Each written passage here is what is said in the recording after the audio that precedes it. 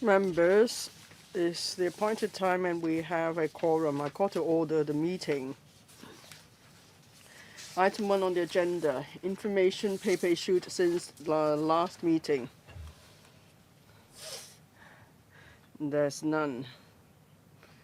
Item 2, schedule of meetings for the remainder of the 2025 session. At our meeting on the 14th of January, we agreed that unless there is any other decision, the regular meeting of the panel will be held at 2:30 p.m. on the second Tuesday of each month in 2025. So we have already fixed the meeting dates for up to June. As for the date of regular meetings for July to October, the timetable is tabled for you. 9th of September, 14th of October, and 7th of August. So free. So for the meeting schedule for July and October, members, do you have any views? No? Then we move on to the next item. Items for discussion at the next meeting. Perhaps we could invite the administration to join us first. Thank you, Clark. Items for discussion at the next meeting. That's the meeting on the 13th of May at 2:30 p.m. The administration proposed 2 items. The first one is quarantine arrangement for imported cats and dogs and the microchip standard for dogs. That's item 1 on the list of outstanding items for discussion. And then item 2, creation of a supernumerary directorate post in the Food and Environmental Hygiene Department for overseeing private columbaria and planning of municipal infrastructure projects upon the lapse of 2 supernumerary directorate posts. That's item 2 on the list of outstanding items for discussion. Members, do you have any views? Ms. Rebecca Chen? Thank you, Mr. Chairman. About the microchip for dogs, members asked about the relevant food business regulation. So I wonder if the administration will also give information on that, because it's also to do with microchips for dogs. So in the food business regulations, can the administration update us on the latest progress? I hope the document will cover this piece of information as well. Secretary, on microchip for cats and dogs, could you cover that as well? Yes, we can do so, although we have not yet got a conclusion. Deputy Chairman. Chairman, I agree with Ms. Rebecca Chen. But when it comes to pets, we have said that pet is an important issue on integration of the mainland Hong Kong. Could there be free travel also for pets and a reduction of the quarantine period? So we need to know the way forward. Perhaps we could consider enhanced measures for pets in under a single item. Well, when we talk about pets, there are so many issues to cover. So what do you think, Secretary? That's the most important. Well, next time we want to really talk about the quarantine arrangement for cats and dogs coming into Hong Kong, leaving Hong Kong, because that's of great concern to the public. We have proposed many improvement measures, but of course, different countries have different measures. So we would like to report what we have done and what we plan to do next. So that's really the focus of the item for discussion next time. If you want a brief report on other aspects, we could do so. But if you want detailed report, then I would suggest a separate discussion item. But of course, at the next meeting, we could also just give a brief report and listen to your views. I think it's possible. Members, any other points? No? So next month, those are the two items we'll take up. Item 4 on the agenda regulation of private swimming pool lifeguards. There are two documents. Paper number CB-2694/2025-02 from the administration, and -03, that's a paper, it's actually an information note prepared by the Legislative Council Secretariat. Members, if you wish to speak, please press the request to speak button. Secretary, please take us through the paper. We've studied the paper, so you could be very brief. 9 members have already asked to speak. Okay? Yes, thank you, Chair. We would like to brief members on strengthening the regulation of life-saving attendance at private swimming pools. We want to protect the safety of swimmers. Through the swimming pools regulation, FHD has been regulating privately operated swimming pools. In the past year, the FHD has conducted over 13,000 inspections, and during inspections, FHD checked whether the life-saving attendants on duty hold the pool lifeguard awards, and on suspected cases, there will be verification with the Hong Kong China Life-Saving Society. In the past year, we have also come up with various measures to monitor to enhance safety, and in the coming swimming season, we are going to introduce other measures. We will further crack down on the hiring of non-qualified life-saving attendants. There are 3 aspects. First, we require swimming pool licensees to perform their responsibilities. They have to verify the identity and qualifications of life-saving attendants before hiring them, and there's need to keep such record. And then the department will also step up inspections and penalties. And then thirdly, we will enhance collaboration with other departments and organizations. So we have kept up a communication mechanism with a Property Management Services Authority and the Life-Saving Society and so on, so that we could together promote safety. Now my colleague will take you through the paper briefly. Yes, I have a PowerPoint presentation. It is about strengthening the regulation of life-saving attendance at private swimming pools. The FHD regulates privately operated swimming pools in accordance with the swimming pools regulation. License is required for operating a private swimming pool, and as at the end of 2024, there were 1,422 licensed private swimming pools, an increase of 23% over the past decade. Over the last decade. And then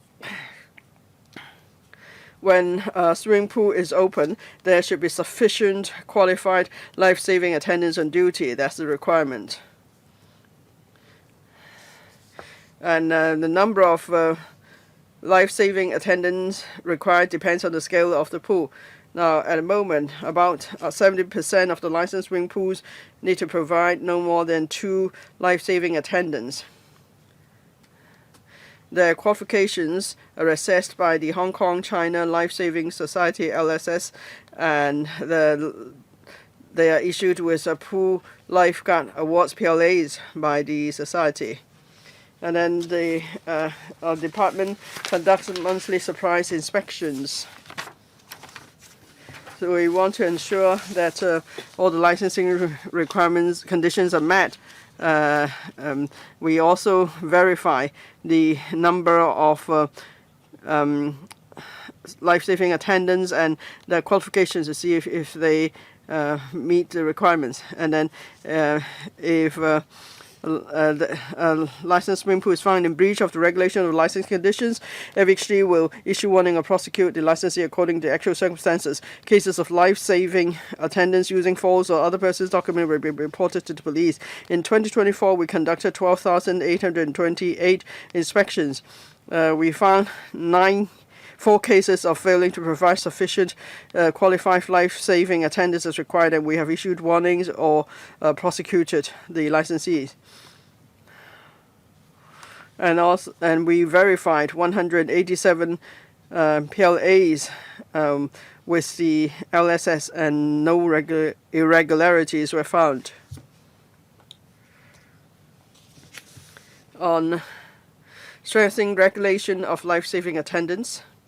Now, we already require licensees to display, to take certain measures. For example, we want to allow the swimming pool users to monitor the performance of the operator. For example, licensees are required to display the required number of life-saving attendants during the opening hours, the number on duty, and then the recent photograph names and PLA numbers of the life-saving attendants on duty must also be displayed. This is to enable pool users to take part in the monitoring. We also require licensees to maintain duty logs of life-saving attendants for at least 90 days for inspection by FHD officers. And there are other life-saving related measures, such as a notification mechanism for fatal drowning cases in licensed swimming pools. We also encourage licensees to enhance life-saving first aid and resuscitation equipment as necessary. In the 2025 swimming season, FHD plans to introduce further enhancement measures to prevent the employment of unqualified life-saving attendants. There are 3 areas. First of all, we require swimming pool licensees to perform their responsibilities. So before they hire life-saving attendants, they must verify the identity documents, the PLA and personal logbook of a life-saving attendant, and a copy of these documents must be kept. Every day when life-saving attendants are on duty, duty records must be kept. There's a new requirement from the FHD to use a template of life-saving attendants' duty record. So licensees must use this template to record clearly, say, the information on the identity document and PLA of the life-saving attendants on duty. And then the person in charge at the swimming pool must sign, and then the life-saving attendants must also sign the record. And FHD will step up inspections and penalties. That's the second area of our work, enhancement measures. So during the monthly inspections, all the identity documents and PLAs of life-saving attendants on duty will be checked, and all such information will be sent, and all the PLA information will be sent to LSS for verification after the visits. And then we will also be performing special inspections, and these will be surprise inspections to check the identity and qualifications of life-saving attendants. Stepping up penalties. There will be some new measures introduced this year. For example, if FHD officers find that there are not sufficient qualified life-saving attendants at the time of inspection, then warnings will be issued. And because there are insufficient qualified life-saving attendants on duty, FHD will require the licensee to close the pool immediately, and this is a new measure. And also, the licensee must issue a notice so other pool users know that there is such a breach.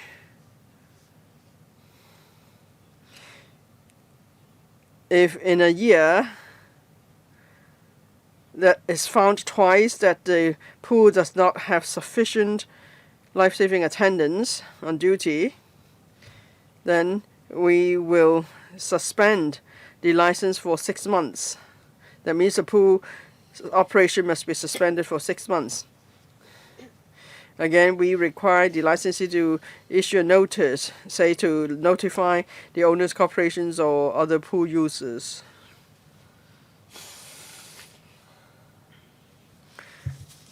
The third area of enhancement measure, and another measure is if a license is found to have insufficient life-saving attendance on duty 3 times in a year, then we'll consider cancelling the license.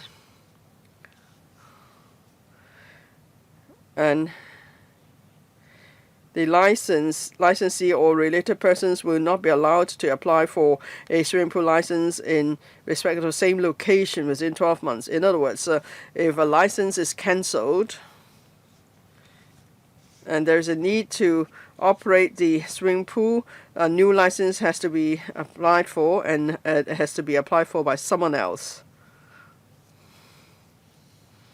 The third area is of enhancement measures. That's to enhance collaboration with other departments and organizations. FHD has regular meetings with Leisure and Cultural Services Department on swimming pool management matters. We exchange experiences and so on.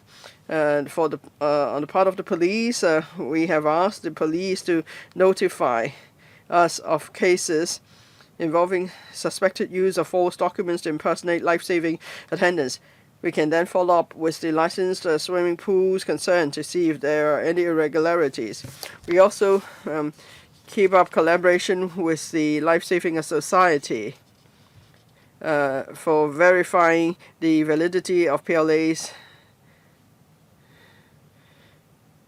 And then we could take out various regulatory measures.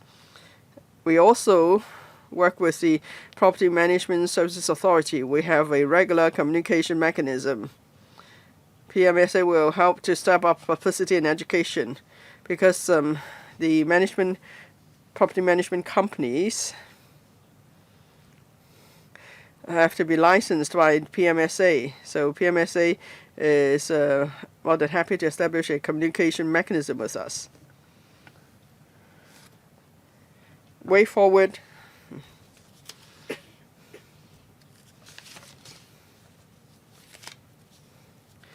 Now, we've met with PMC organizations and the hotel industry to explain the enhanced measures.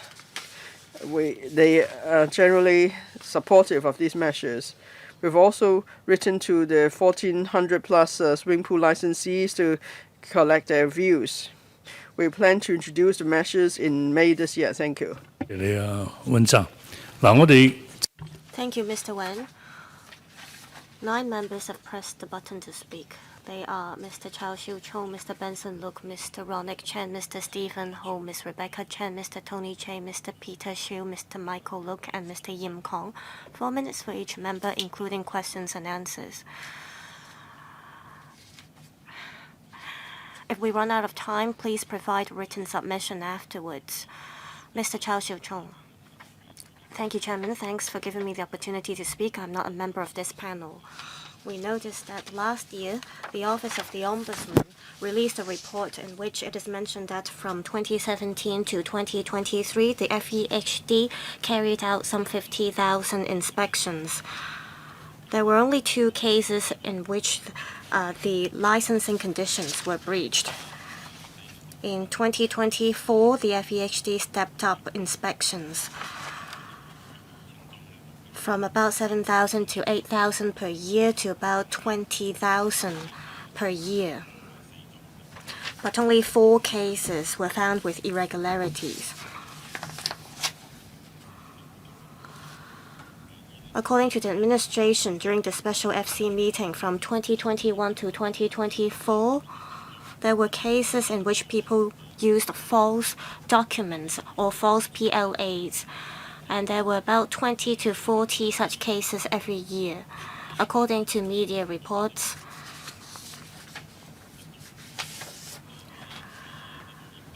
it is believed that there are about 10 to 20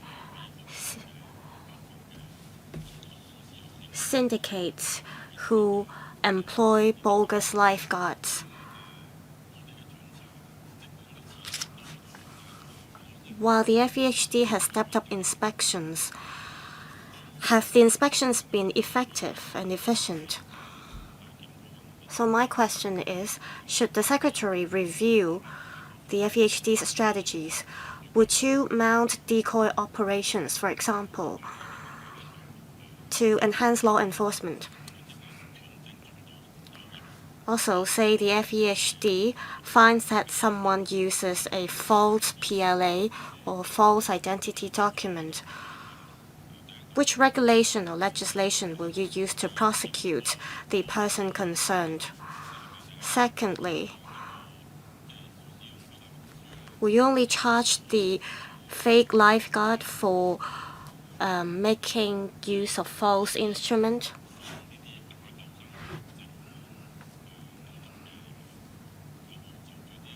Have you caught any lifeguards who made use of false document, and have you initiated any prosecutions, and what were the penalties? Secretary. I'll ask the FEHD to address the questions, but before that, I'd like to say something. We've got complaints. Apart from the FEHD that will follow up on the complaints, we'll also ask the Hong Kong Life Saving Society to help.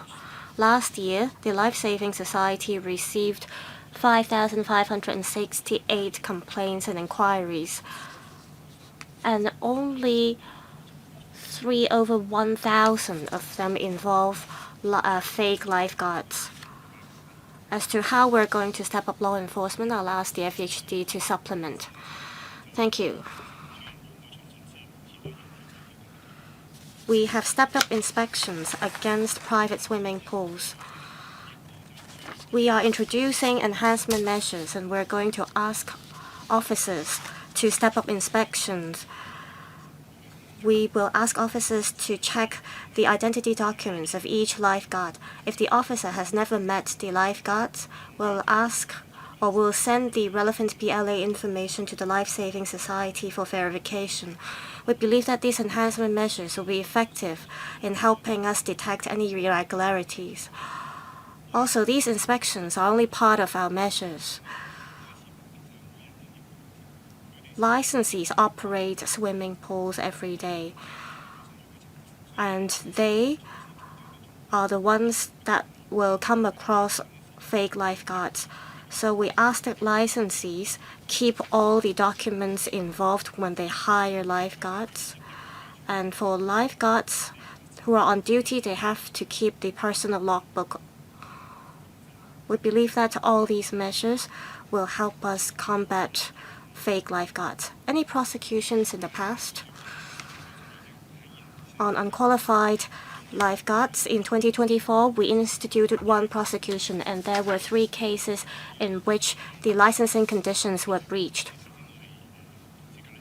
As for whether there were any fake or false documents in 2024, we sent about 187 PLAs to the Life Saving Society for verification, and none of them were false documents. Moving forward, we will step up the number of inspections. If we detect any fake PLAs, we will ask the police to follow up. So in 2024, there was 1 case which involves false document. In 2024, there was 1 case involving insufficient lifeguards. So there were no prosecutions against lifeguards making use of false documents. No. Chairman, can I add 1 point? No, you have already spent a lot of time. I've already given you 1 minute and 30 seconds more. Mr. Benson Loke. I have 3 questions. Last year, the Ombudsman followed up on the inspection against licensed swimming pools, and in the report it is mentioned that the previous licensing conditions did not require lifeguards to keep personal logbooks. So in the past, when people had to make complaints, it was hard for the administration to follow up on the complaints. According to the enhancement measures, you'll ask the licensees and lifeguards to keep personal logbooks, and you ask them to make use of the template to keep the record. And the record will have to be signed by the lifeguards as well as the licensees. However, you often take actions only after cases are found.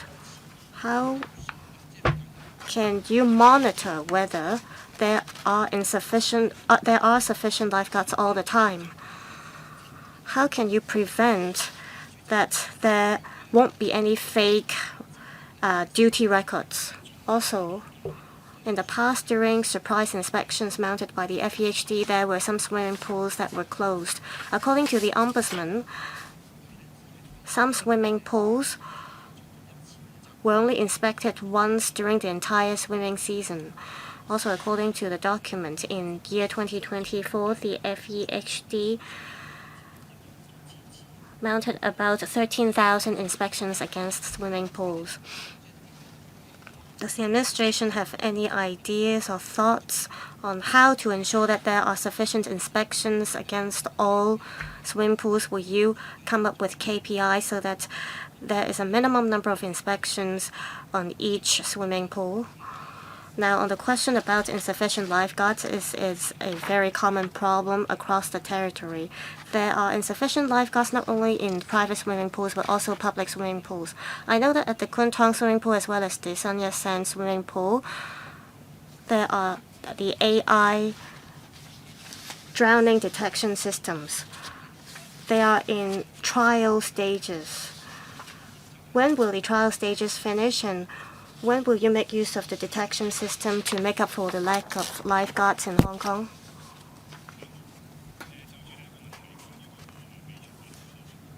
On the keeping of record, we will ask officers to check whether there is a life-saving attendant duty record in each swimming pool. Also, since 2022, we have imposed a new licensing condition requiring swimming pools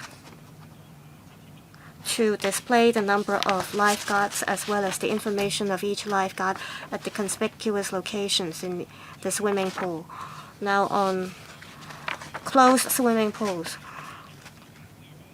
it was a situation during COVID because many swimming pools were closed during COVID.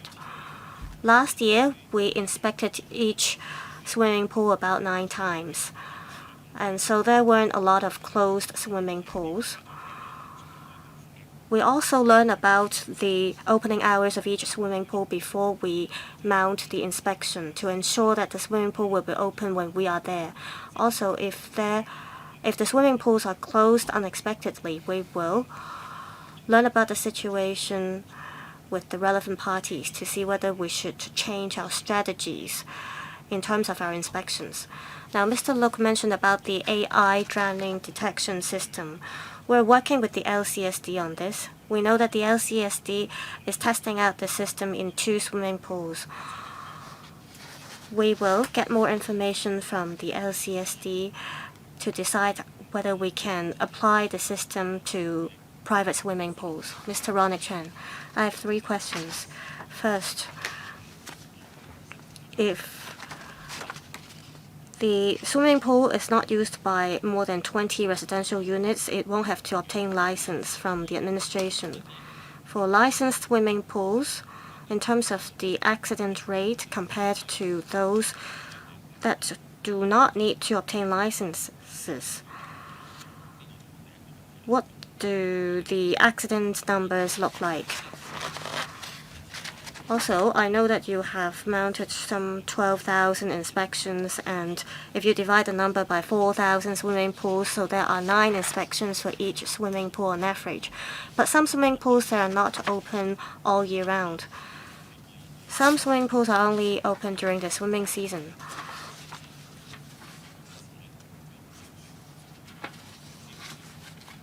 Do your inspections cover all the 1,422 licensed private swimming pools, and the inspections were carried out when the swimming pools were open? Also, I know that you are going to introduce a series of enhancement measures. For example, you are going to encourage licensees to strengthen their equipment, but you're only encouraging them to do so. Are you going to follow up on whether the licensees have actually enhanced the equipment? Mr. Yu. Thank you, Chairman. On the accident rate, with regards to the Ombudsman recommendations, we asked swimming pools to report to us if there are any accidents. In year 2024, we got 3 reports of fatal accidents. For unlicensed swimming pools, we don't have the relevant figures.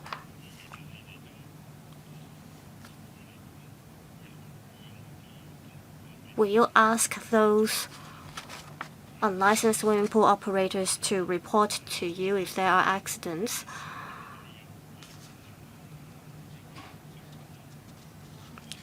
To decide whether you need to regulate even the unlicensed swimming pools. We don't have the relevant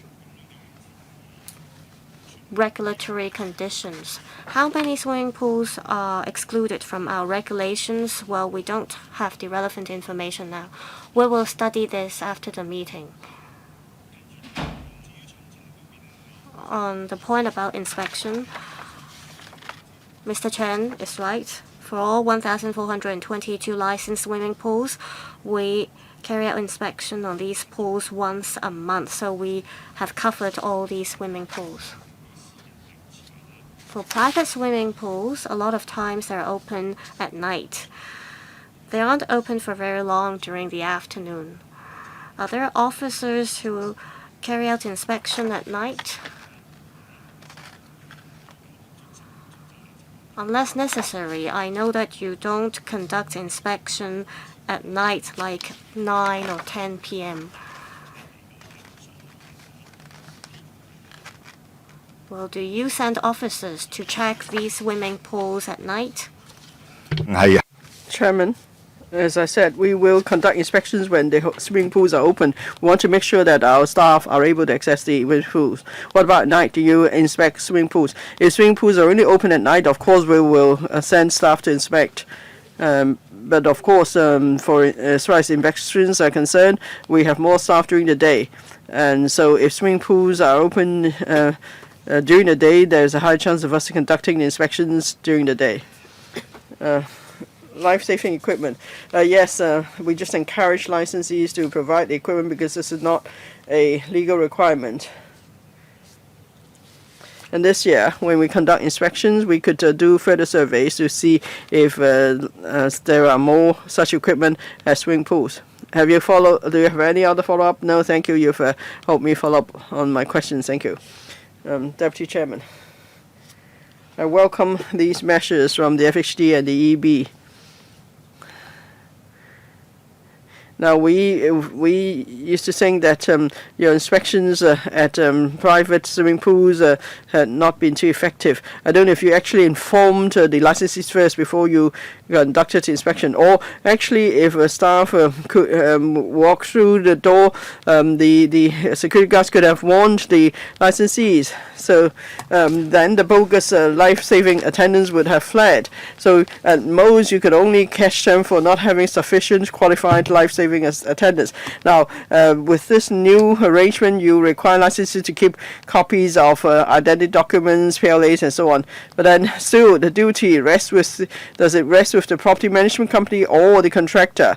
Who will you sue if there are irregularities? And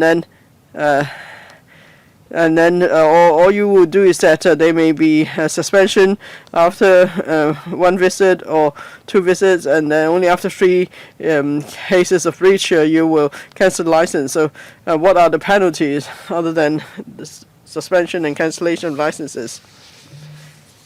And yeah, you may inspect the swimming pools when they're open, but when can you tell us, is it true that the pool is open when you visit? Maybe the opening hours, that's the opening hours of the pool, but the pool is actually not open. So you need to keep such information too for higher transparency. Thank you. Mr. Yu? Thank you, Chair. Penalties. Just now we mentioned that we regulates private swimming pools in accordance with the regulations. So that means regulations only on licensees, and licensees are usually the property management companies. So we conduct inspections. If we prosecute, we prosecute the licensees. And now there's a new penalty, that is suspension or cancellation of license. So I'm asking, can suspension be deterrent enough? At most, they just don't open the swimming pool.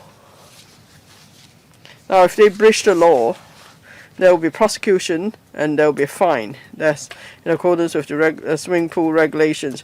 And on top of that, now we have introduced this suspension or cancellation of license mechanism. We believe that is a major change. In our contact with the sector, they think that suspension of license is a serious issue. Now, if a property management company is not able to open the pool to residents, it's hard for them to explain the situation to the residents. So we believe, therefore, this measure is deterrent enough. Now, if they don't have sufficient life-saving attendants, well, in the past 5 years, what's been the maximum highest penalty before you amend the legislation? What was the fine imposed? Well, the fine is level 2 fine, $5,000. Okay, you have prosecuted someone successfully. The judge may not actually impose the full $5,000. Well, I don't have the information at hand. Well, Chairman, we are here to explain the additional strengthening regulation, and if there is a use of false PLA, it will report to the police because it's about the use of false document. Let's say I'm a bogus life-saving attendant. You can't, probably the possibility of prosecution is low because I won't show you my PLA, I will just leave. It's more than just about not having sufficient life-saving attendants. Now, the licensees have to verify, have to keep records. Let's say 2 bogus lifeguards have fled, but then there should be record to show that the licensee has hired sufficient lifeguards. So that's why now with the enhancement measure, we're saying that the licensee has the responsibility to verify the qualifications of the lifeguards. Now, maybe they don't have sufficient lifeguards, but then they claim there are sufficient lifeguards. And so it's about using false document or impersonation, whatever. So will you use other law to prosecute the parties concerned? It's more than just about suspending the license. Well, if there's collusion or there's a fabrication of false instrument, definitely we will prosecute them with the relevant offense.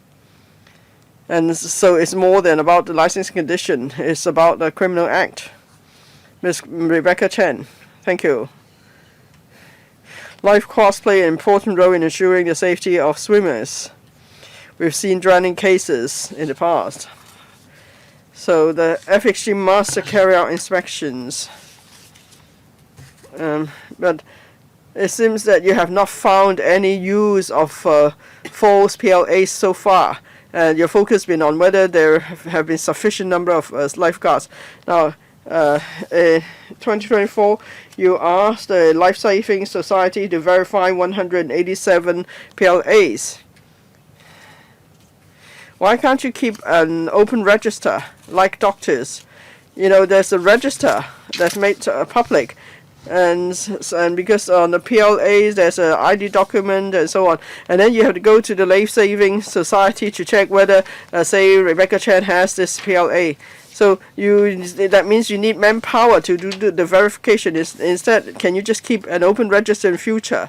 Say I live in a certain compound, I want to see whether Chen Tai Man is a qualified lifeguard. Because I find that every time I want to inspect PLA information with the Life Saving Society, I have to pay $300. And apart from residential development and hotels, we've seen drowning cases involving children. And there's no sign to tell how many lifeguards are required for a particular swimming pool, because sometimes it may be an L-shaped swimming pool. Because I'm a swimmer, I don't know how many lifeguards are needed. So maybe it's not just about you doing inspection. What about swimmers? Swimmers can report irregularities, but then I don't even know how many lifeguards are required. So can you make sure the signs are prominent? And then my third question. Do we have sufficient qualified life-saving attendants?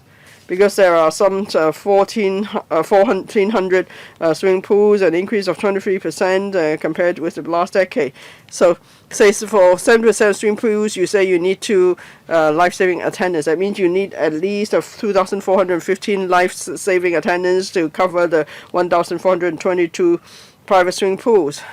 Now, the government can't even operate public swimming pools because of insufficient lifeguards. How come there could be an increase of private swimming pools when there are not sufficient lifeguards? So certainly there must be a problem somewhere. Secretary. Now in Hong Kong, we have 11,756 qualified life-saving attendants. But maybe some are old like me and they're still on the register. Well, you're still very young, Secretary. You're still very young. I'm still very young too. But every 36 months they need to renew their PLA. So about this 10,000 or so PLAs, they should all be active PLAs. They should all be active lifeguards. And then. So we require probably about 5,000 life-saving attendants, so there should be sufficient supply. What about an open register?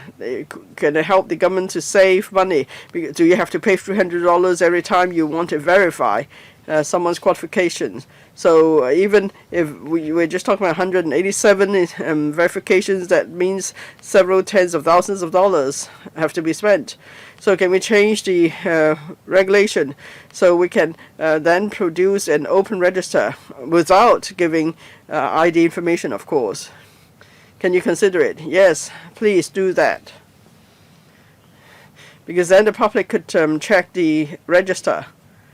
So I know this person named Chen Tai Man, and there's a photo, then at least I can check online whether this person is qualified. I don't have to pay $300 to check that. Well, I have to consider it because it's about the purpose of keeping an open register, and there's issue of privacy and so on.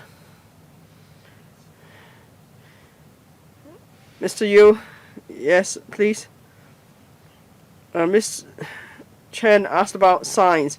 In fact, starting from last year, we've imposed a new licensing condition. So at conspicuous locations of the pool, there should be a sign to show the number of life-saving attendants on duty, their recent photographs, and their PLA numbers. So that will help swimmers to monitor the situation. And if such signs are not put up, there's already a breach of the licensing condition. And they still need to carry out inspections. We don't just check PLAs. We need to prevent someone from using genuine PLAs, but it's actually an impersonator. So now when we carry out inspections, we also check the IDs of the lifeguard to make sure the information matches with the PLA.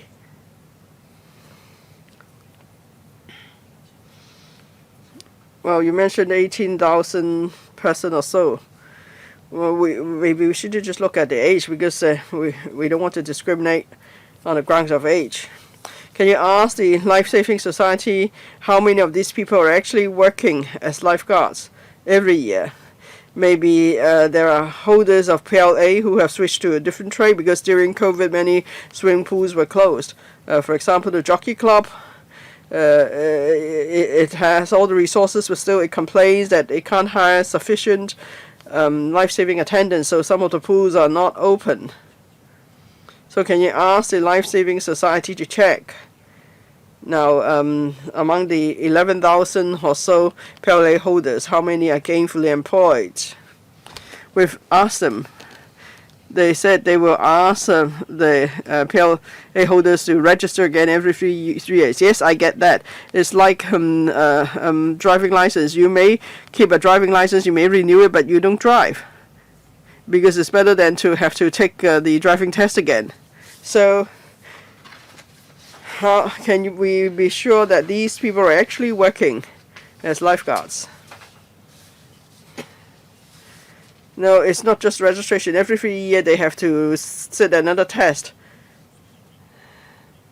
So at least for this group of PLA holders, first they are competent, and they must want to work as lifeguards. Otherwise, they wouldn't bother sitting the test. So during the 3 year period, we're talking about over 11,000 PLA holders, and in theory, they should be active lifeguards. Thank you. Mr. Tony Che. Thank you, Chairman. We have to ensure that there are sufficient qualified lifeguards in swimming pools and in beaches. This helps ensure the safety of swimmers. As far as I understand, 70% of the swimming pools are operated by the property management companies. According to paragraph 12 of the paper, you have communicated with the Property Management Services Authority. What kind of role does the authority play? Of course, we want the swimming pool operators to exercise self-discipline so that only very few non-compliance cases will be detected during surprise inspections.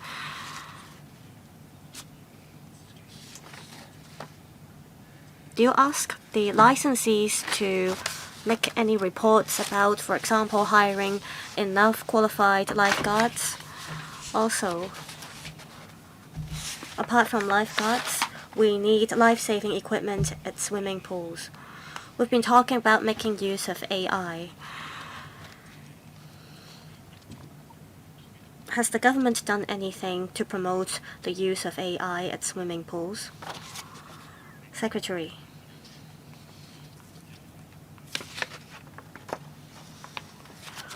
On our work with the PMSA, I'll ask my colleague to supplement. Now, the LCSD has been trying to make use of AI to detect any drowning cases in public swimming pools. They're still testing out the systems. We'll see whether the system is effective. The system may be effective in detecting drowning cases, but we may still need the same number of lifeguards at swimming pools. We'll study whether we can make use of the AI system at private swimming pools in the future. Yes, Mr. Yu. We have been working very closely with the PMSA. We thank them for supporting our work. They've been cooperating with us on several fronts.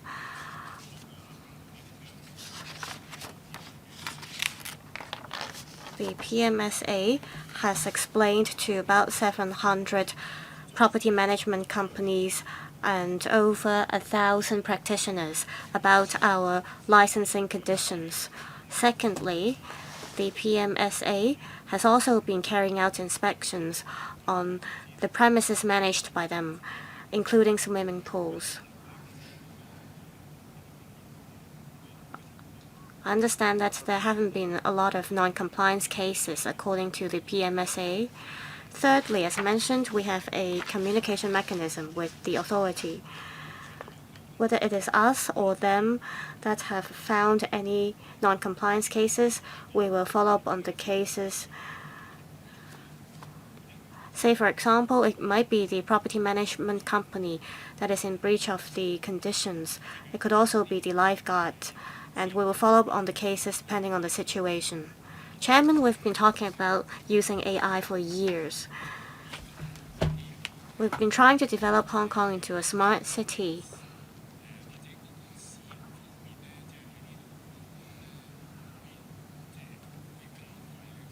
Can the government step up testing out the AI systems to ensure swimmers' safety? It will benefit all of us. Secretary, the public swimming pools are managed by the LCSD and they're testing out the systems. Perhaps we will step up communication with them on this. Mr. Peter Xu. Thank you, Chairman. In recent years, there have been many media reports about bogus lifeguards. According to the reports, these bogus lifeguards don't know how to swim. And some of these lifeguards got drowned. And this is only the tip of an iceberg. There has been a lack of lifeguards in Hong Kong, and the Life Saving Society is the only association that issues licenses to lifeguards. How many people in Hong Kong actually hold a PLA? Secretary. As mentioned, we have about 11,000 plus people with PLAs. How many of them are active and are in the labor market? Well, every 3 years they have to take the revalidation exam. It is not that they obtain a PLA and it will be permanent. So they can at most hold a PLA for 3 years. They'll have to take the exam every 3 years. So we see that there are a group of people who are committed to being lifeguards. Which government department has been regulating the Life Saving Society? Mr. Yu, do you have an answer for that? As far as I understand, it is a national sports association. Like other NSAs, it has its autonomy.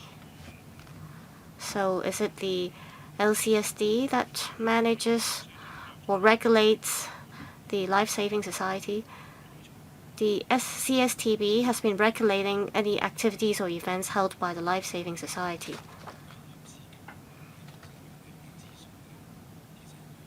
Information about qualified lifeguards in Hong Kong should be made public. They are regarded as professionals. According to media reports, it takes about a month for us to check whether a lifeguard is qualified with the Life Saving Society. So it's hard for us to protect citizen safety. Also, it costs $300 to check this. If the information is made public, then everyone can have access to the information and we won't have to pay the fee. Over the past year, you've got about 10,000 checks, and if we have to check the lifeguards of each swimming pool, it will involve a few $1,000,000. So I think you should talk to the Life Saving Society because it is the only body that issues licenses to lifeguards, and lifeguards can affect the safety of Hong Kong citizens. Well, the average salary of a lifeguard is about $22,500. For swimming pools that serve over 20 residential units, they'll have to hire lifeguards, right? For public swimming pools, we have a persistent shortage of lifeguards.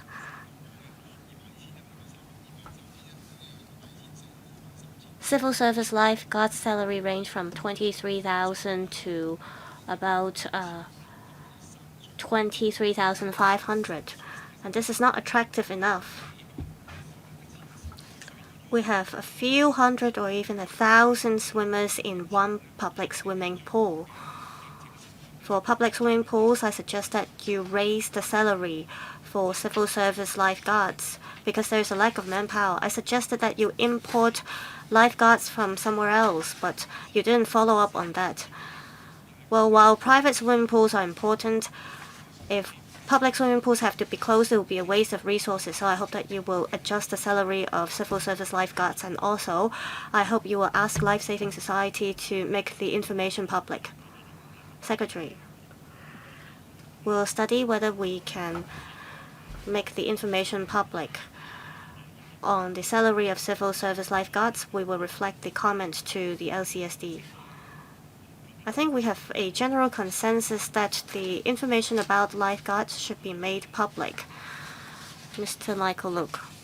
Chairman, I thank Mr. Peter Xu for speaking up for lifeguards. I agree that the salary of lifeguards should be raised. I think the pay should be raised across all sectors.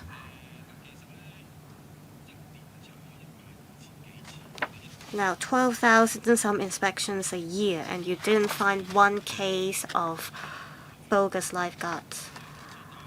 I'm worried that there are actually problems, but you couldn't detect the problems. Would there be bogus lifeguards who jumped into the pool and or escaped from the back door? Well, operators could exploit any loopholes.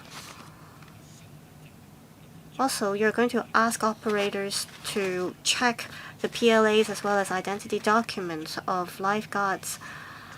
Will they just look at the identity documents, or will they actually contact the Life Saving Society to verify the information? I think the government is responsible for regulating the Life Saving Society instead of relying on the Life Saving Society to exercise autonomy. This helps protect the professionalism of the sector.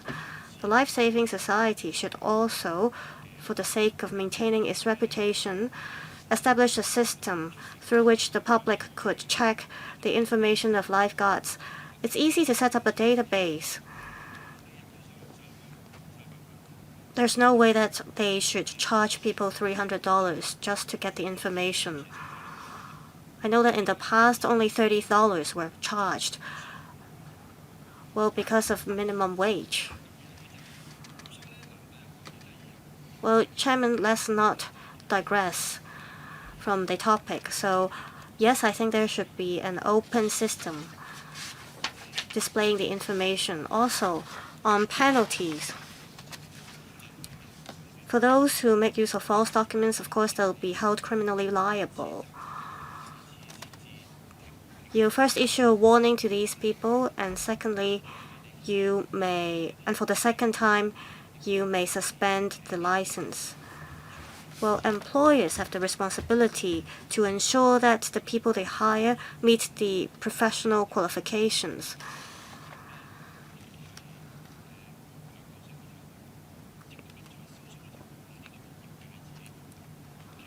Well, it is according to the sector that has been a problem of bogus lifeguards. Also, the government has been having difficulties with hiring lifeguards. How come there are sufficient lifeguards at private swimming pools but not at public swimming pools? Has the situation really been satisfactory, as you have seen? Or is it the truth that there have been bogus lifeguards but the government has not been able to detect the problems? Well, many members have raised this concern.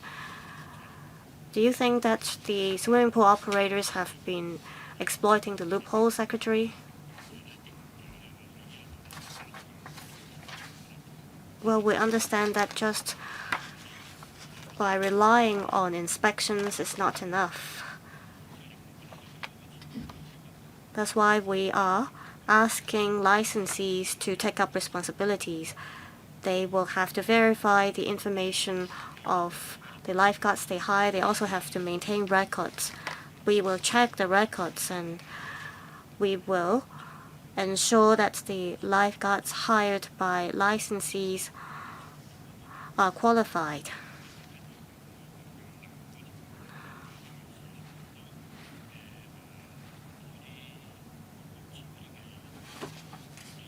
We see that many swimming pool operators, they want to verify the information of the people they hire as well. So over the past few years, all the way up to 2023, there have been 5,000 cases checked, and only 3 over 1,000 involve problems. So we have to step up regulation and penalties. On the problem of bogus lifeguards, just according to the statistics, we don't see a major problem involving bogus lifeguards. Well, we'll look at our future inspections and see whether we need to further strengthen our measures. Mr. Yu, anything to supplement?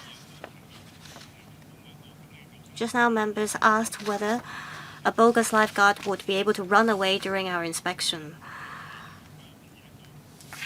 Now, according to our enhancement measures. If you're found to have insufficient lifeguards, or if you're found to have hired bogus lifeguards, you will face prosecution. Also, there is a mechanism in place where we may suspend or cancel a licensee's license.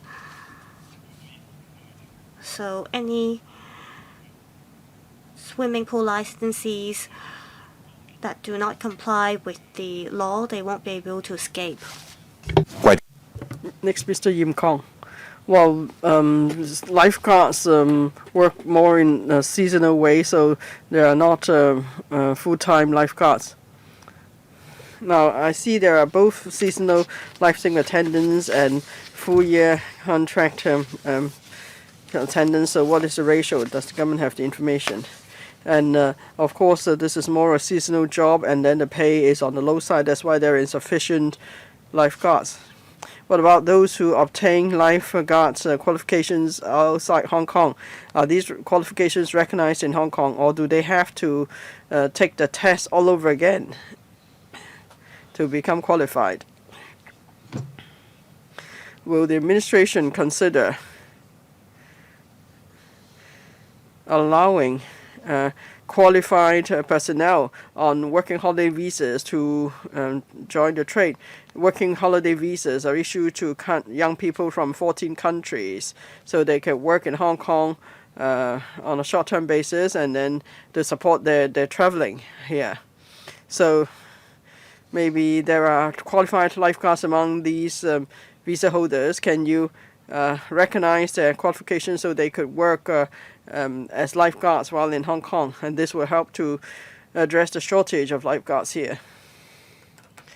There is not such a regulation at the moment. Yes, we need to look into that. It's a good suggestion, actually, because we need to see how we can verify the qualifications of the working holiday visa holders. Are those qualifications genuine or not? So yeah, I think it may not be too difficult, because in different countries they may also have some sort of a life-saving society. So we need to see if there's mutual recognition of qualifications. But anyway, it's a good suggestion. We'll look into that. Thank you. Any follow-up, please? I asked about the number of, the ratio of life-saving attendants who are seasonal and who are on full-year contract. I think for PLAs, there's no distinction whether it's a seasonal PLA or full-time PLA. For private swimming pools, we just look at qualifications. There is no distinction based on the seasonal pattern. But then for LCSD, we know that they hire seasonal life-saving attendants. Maybe you have to ask the LCSD for the figure. Well, I think we have overrun on this item. Mr. Michael Lok, you want to ask questions for the second round? Please be brief. Yes, I will. Thank you. I have checked with the relevant unions of lifeguards and the sector, and they have given me some information. I think government should pay attention to that. Now, in recent years, there's some downward trend of tender price. So contractors of swimming pools are cutting prices to try to win a bid. Now, I don't see why they're doing that. So is it because they hire bogus lifeguards? That's why they can pay them less. That's why they're able to win the bid on a lower price. So I think the government needs to consider the whole ecosystem of the trade to see if there are people trying to undercut the market with low bids. Now, there was this incident of drowning, and then as soon as there's drowning, then you found out that the lifeguard was a bogus one. But when you have done tens of thousands of inspections, we never found any problems. Now, no one actually believes in the low figure. Your question, well, I'll be more focused then. Now, the bidding prices of contractors, do you know what the market trend is? Are there any irregularities? maybe it's not you're not able to give an answer now. You can provide something in writing? Now, first of all, we take this issue very seriously. From figures, we know there's not a problem, but one case is one too many. So that's why we have proposed stepping up regulations, and also with our inspections, and we will be verifying IDs. And then we want to step up the responsibilities of licensees and those in charge. Now, with all these enhancement measures, that means the licensees will have to take greater care, and so they probably will not they will avoid hiding bogus lifeguards. And okay, that's all for this item. We'll move on to the next one. Thank you, officials who join us for this item. 哇！真係好高啊！好啦，我哋請緊官入嚟㗎，係咪啊？OK。Well, the administration is joining us, right? Thank you.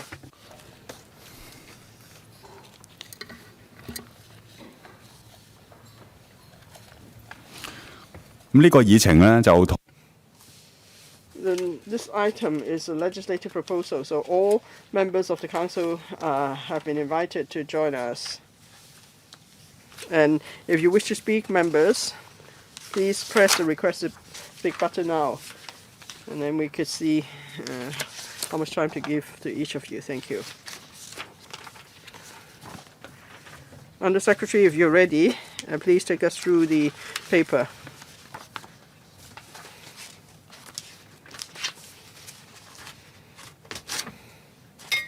Please watch the time.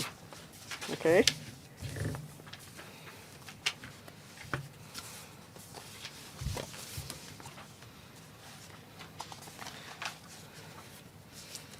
Results of public consultation on the proposed amendments to the Food Adulteration, Metallic Contamination Regulations and proposal on regulation of konjac-containing jelly confectionery. And the Secretary, thank you. We would like to brief members on the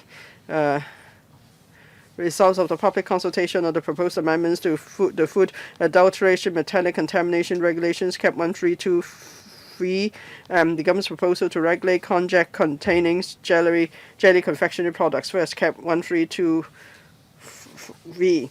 On the 8th of October 2024, we consulted this panel on the proposed amendments to the regulations. And then from the 16th of December 2024 to the 16th of February 2025, we conducted consultation over 2 months. The Center for Food Safety organized 2 consultation forums and 1 briefing session for representatives of consulate generals in Hong Kong. We received 6 written submissions. We also received oral submissions from attendees.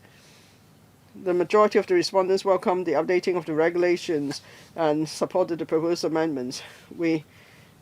For the proposed amendments to CAP 132(V), these will be by negative vetting, and we will gazette and table the regulations for consideration by LegCo in mid-2025.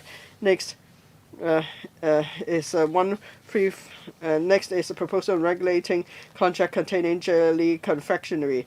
Now, there are products in cups, pouches, or strips containing konjac jelly.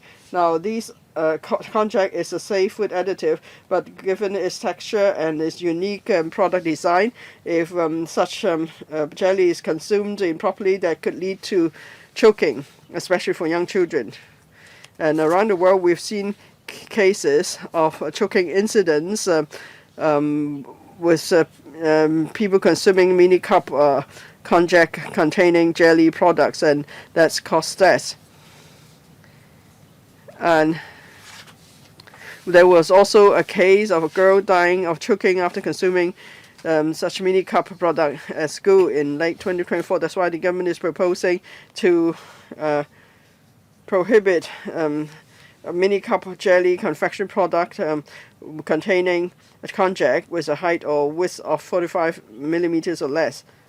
So we want to minimize choking risk, And having considered the risk, we want to propose certain amendments to the Food and Drugs Composition and Labeling Regulations, CAP 132W.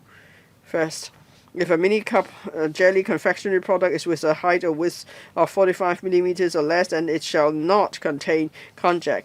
And 2, to require all prepackaged konjac-containing jelly confectionery products to be labeled with a warning statement on prevention of choking hazard. CFS has consulted the Expert Committee on Food Safety. Members supported the proposal. And in March 2025, via a trade meeting and a trade consultation forum, we consulted the trade. There was no objection from the trade. We've also notified the World Trade Organization of the regulatory proposal. In collaboration with the Education Bureau, the CFS has issued a letter to schools advising tuck shops and canteens in schools to stop selling or providing mini cup konjac confectionery products with a height or width of 45 millimeters or less. We propose to submit the regulation by way of negative vetting to the Legislative Council for scrutiny in mid-2025. Dr. Zhang of the Food Safety Center for Food Safety will do a PowerPoint presentation. How long will you take? 5 minutes? Can you do it in 5 minutes? Because we want to open the floor to members. Thank you. There are 2 parts to my presentation. First one is amendments to the Food Adulteration Metallic Contamination Regulations, CAP 1325, the results of public consultation. And the second part is on regulating konjac-containing jelly confectionery products. First, on CAP 1325V, results of the consultation.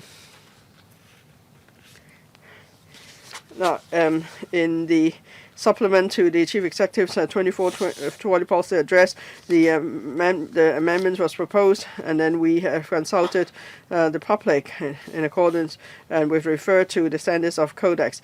Now, the Codex Alimentarius Commission is a commission on food standards formed by AFO, JECCO, that is.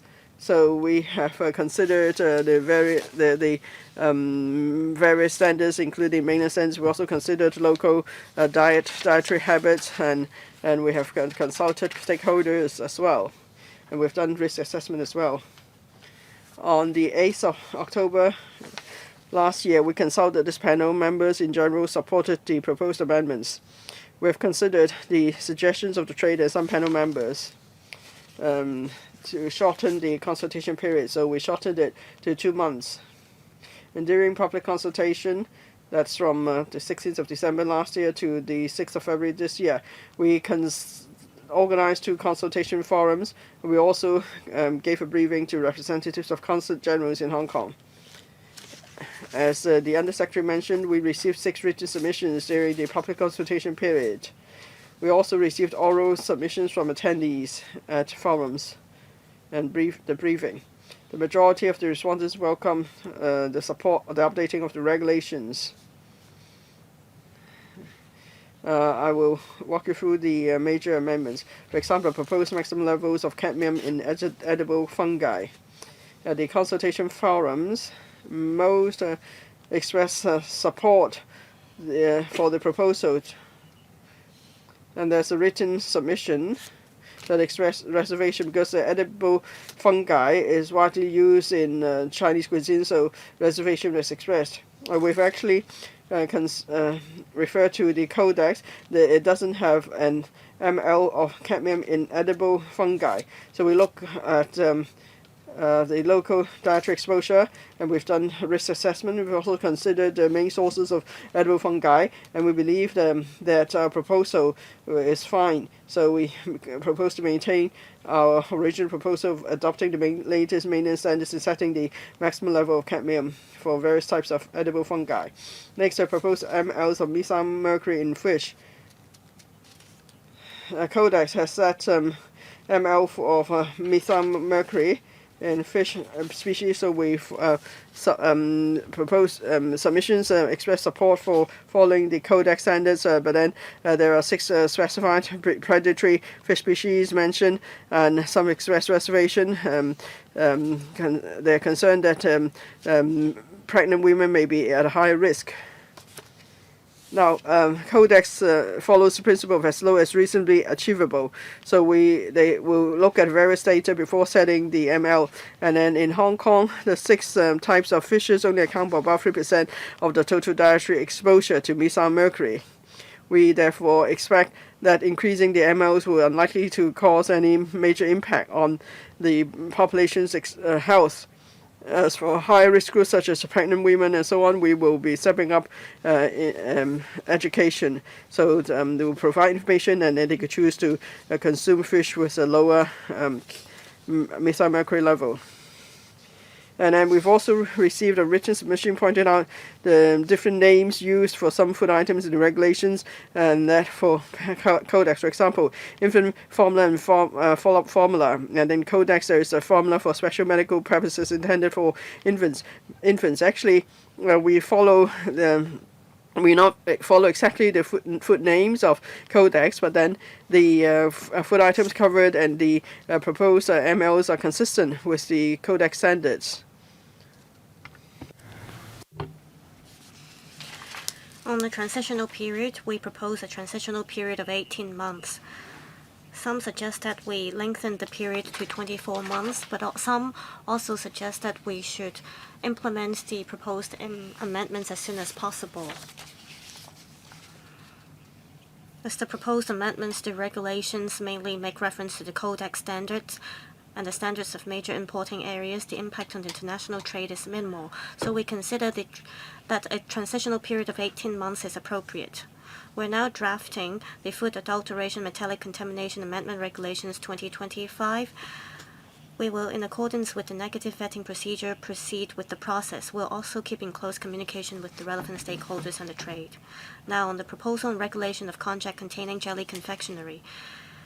Jelly confectionery products are common, and konjac can also be known as konjac, konjac, yam flour, glucosamine, or E425. Konjac is a safe food additive. It can be used safely in food. It can be used as a thickener, emulsifier, and a stabilizer. It can make jelly firmer, and it can make jelly less likely to dissolve. Konjac jelly comes in different sizes and shapes, including cups, pouches, and strips. Mini cup jellies are usually encased in semi-rigid, dome-shaped mini cups or mini capsules. Many people consume these kind of jellies by sucking the entire jelly out of the cup in a single bite, or by applying pressure to the mini cup to squeeze the confectionery into the mouth. The smooth and slippery surface of konjac jelly enables it to slide along the tongue towards the back of the mouth, making it difficult for consumers to control its direction, causing choking risks. For non-mini cup konjac jellies, they're usually in pouches or sachet, and they're usually consumed in multiple bites, therefore resulting in lower risks. For larger sized konjac jellies, we usually use a spoon to consume them. So we will continue to promote health education messages, and on our proposed amendments, we suggest that for mini cup jelly products with a height or width of 45 millimeters or less, it shall not contain konjac, and we also require all prepackaged konjac jelly products to be labeled with a warning statement. We conducted a market survey, and we found that not many products will be affected. Only about 8% of mini cup jelly products contain konjac, and over half of the products in the market already consist of a warning statement. We've consulted the trade, and we've also consulted the expert committee on food safety, and they are all supportive of the proposal. The trade did not raise any objections to the proposal. We've also notified the World Trade Organization. We've also written to schools advising them to stop selling or providing mini konjac jelly cups with a height or width of 45 millimeters or less in the tuck shops and canteens. We're going to work out a guideline for the trade, and we're also going to step up health education on choking prevention. We'll produce some educational videos and we'll hold some talks. We plan to gazette the proposed amendment to prohibit any konjac jelly cups with a height or width of 45 millimeters or less. The rule will come into effect 6 months after the passage of the amendment. We welcome any feedback from members, and the labeling requirements will come into operation 12 months after the passage of the amendment. 9 members have pressed the request to speak button, and 4 minutes for each member. Mr. Scotland, Mr. Bill Tang, Mr. Benson Look, Mr. Ronick Chen, Mr. Kissen Yao, Ms. Rebecca Chen, Mr. Yim Kong, Mr. Peter Xu, and I'll be the last one to speak. Mr. Scotland, 4 minutes, including questions and answers. I'll be strict with the time. I'd like to focus on mini konjac jelly products. I believe a lot of us here have had this kind of mini cup konjac jellies. So the proposed regulation might spark controversies. There should be a connection between the proposed regulation and previous choking incidents. Apart from the case mentioned in the paper, which was heard by the coroner in 2024, how many choking incidents were there which involve the mini cup konjac jelly products to be regulated? I'm not saying you have to prohibit all kinds of products which have caused choking incidents. I'm just thinking whether the previous number of incidents warrant such regulation. Also, on the height or width of 45 millimeters, how did you come up with this standard? You are going to prohibit mini cup jelly products with a height or width of 45 millimeters or less. But we see new food products every day.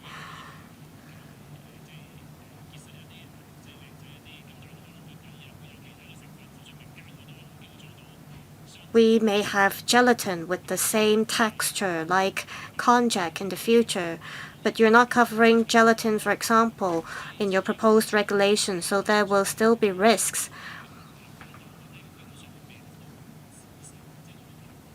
Have you not thought through all the possibilities as you draft the proposed amendments? Under Secretary, 2 questions. I'll take the first and the third questions first. And for the rest of the questions, I'll defer to the CFS on how we came up with the standard. Apart from the case heard by the coroner in Hong Kong, in different places around the world, there have been cases like this from time to time.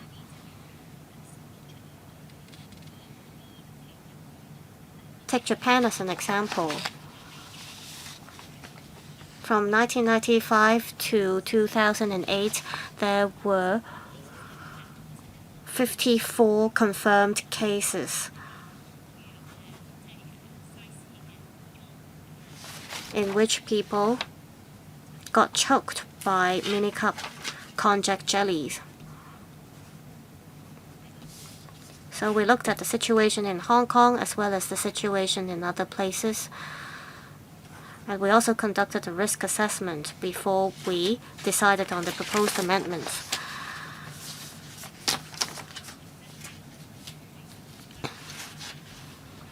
At this stage, we are working on the regulation of konjac-containing jelly products, but we will keep an eye on other types of food products. There's no way that we can regulate all kinds of risky food products in one go. On the question of how you came up with the standard, CFS? we made reference to the practices of other places or countries. For example, in the EU, konjac is prohibited in mini cup jelly products. In Australia and Malaysia, they adopt the standard of a height or width of 45 millimeters. In some other places, it's 35 millimeters. We've conducted a risk assessment, and we think that there are high risks with this size of jelly products. Well, the administration did not provide any figures on local choking incidents apart from that one case mentioned in the paper. Well, there have been choking incidents in Hong Kong, but we don't have the relevant figures in hand. In the future, we'll ask the relevant parties to report the incidents. Well, there's a reason why Mr. Leung asked this question. If you want to make a regulation on this, we have to draw reference from the statistics. It doesn't matter if you don't have the relevant information in hand now, but you have to think about whether you want to keep the relevant statistics in the future to decide, for example, whether it should be 35 millimeters or 45 millimeters. Mr. Bill Tang. Well, 45 millimeters is about the size of a spoon. According to the paper, it says a height or width of 45 millimeters or less. Say, a jelly product comes in the form of a strip. It's higher than 45 millimeters, but it's narrower than 45 millimeters. Will this kind of products be prohibited as well? Higher than 45 millimeters, but narrower than 45 millimeters. Second question. When I was a little kid, I had jellies with gelatin.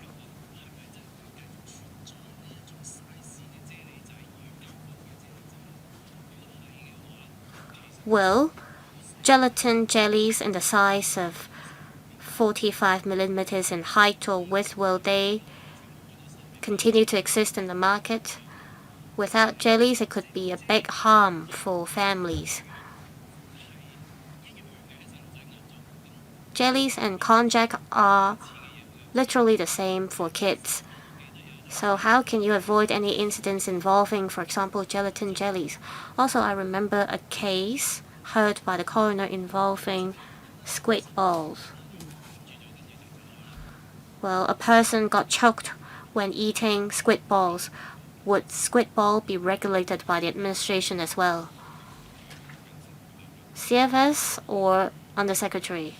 Please be careful, because it involves squid balls.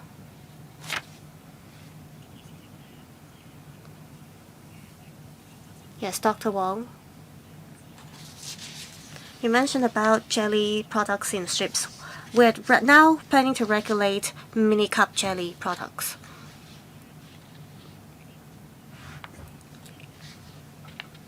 For those without konjac,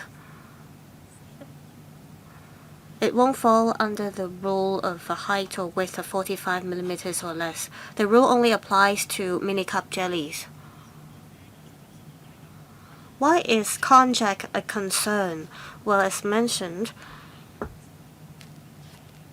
it gives a much firmer texture to jellies and it's unlikely to dissolve. Well, for people of our age, we used to have jellies only. And when you consume the jellies would dissolve. We have done market survey and we have tried jellies and konjac jellies ourselves. For jellies, they are easy to dissolve, but for konjacs, they don't dissolve. And for konjac jellies, you have to apply pressure to squeeze the jelly out of the mini cups. For children or elderly, it is easy for them to get choked when they consume mini cup konjac jellies. That's why we came up with the standard of a height or width of 45 millimeters or less, and we're going to ban mini cup jelly products in this size. Apart from the recommendation made by the coroner, We want to go one step further by requiring all prepackaged konjac jelly products to be labeled with a warning statement. For konjac jelly products that come in strips, they can be sold, but they have to be labeled with a warning statement. Now, for squid balls or fish balls. Yeah, please carry on. I'll give you 45 seconds more. Squid balls or grapes or some hard candies, they may lead to potential choking risks if you cannot coordinate the swallowing action. For example, if you cannot swallow the entire product in one bite, it may cause risks. So we suggest people swallow these food products slowly and avoid speaking when you have these kind of food products. So we want to go one step further. For food products that pose a higher risks, we want to ban them. 墨魚丸 A squid ball may not be the best description. Because if people swallow and can't chew, like some soft candies, people just swallow it. What if it gets choked? Are you going to do anything about that kind of candies? Well, there are many food items that could have swallowing risk.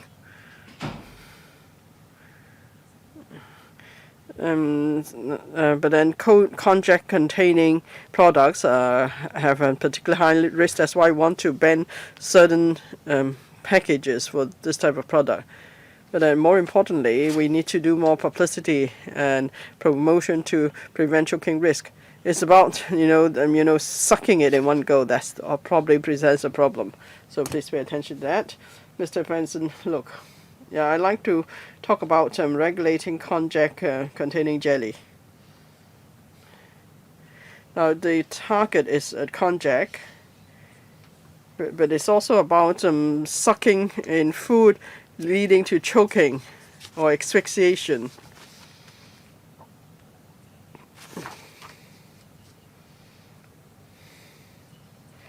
And apart from mini cup konjac jelly, there are other food products or beverage products that require sucking for consumption. What about bubbled milk tea? You need to suck in the bubbles, and there's a risk of choking actually when the bubbles get to the back of your mouth. Now, konjac is a problem. Yes, so you're going to address that. I think it's good. But what about a comprehensive assessment of similar food products that require sucking? Therefore, there's a risk of choking. And then we can pay attention. Maybe there's this 10 food products, and there is a choking hazard, so pay attention. So maybe I'm not saying we need to legislate to regulate those items as well, but at least we need to let consumers know that these products are high risk. And the warning statement, I did some research this morning. On the market, there are some konjac products with a warning statement. I hope the ministry will pay attention to the font size first. The font size is so small, we can't read it. And you want to warn young children and the elderly in particular, so the font size needs to be bigger. And there's also separate packaging, both packaging of individual cup and also packaging of the packet. So you need to have warning on both. And the third point, I understand the Bureau has written to schools asking their tuck shops not to sell konjac products with a size of 45 millimeters or less. I understand the school sector in general supports this arrangement. But do you keep statistics? Are there still school tuck shops still selling this kind of product? Or is it that after your reminder, most have chosen not to sell these products. You know, font size and packaging, can anything be done? It may be a challenge. CFS, thank you. Mr. Chairman, thank you, Mr. Look. We agree. We are here to listen to members' views. Of course, so we'll see how we can make the warning more legible, more clearly legible. And individual packaging. Yes, we've looked into at that. Under Cap 132W, there is a similar situation. Maybe it's a big packet with 10 individually wrapped food item. So now the warning statement is only on the big packet. As for the individual packaging, because it's not possible for the sector to open up a packet and then put a labeling on each of the individually packed items. It's not possible. And then, of course, unless they sell the individually packed items separately, it's about the operational challenge. Well, it's not desirable. This one, there's nothing on it, and so that, of course, there's a warning on the big packet, but then inside the small, these items don't have these individual items don't have warning. So please think about it. Just more importantly, is it possible to do a survey on all high-risk products? Well, I think you can give us some reply in writing. You probably can't give an answer today. The last point about schools. We've written to schools through the Education Bureau. It will take some time. We are in touch with the Education Bureau. We'll ask them perhaps to review the situation, especially before the commencement of the amended regulation. For example, we can ask them to see whether tuck shops are still selling these products. Now, I'll extend the meeting by 15 minutes. I think that then we will have enough time.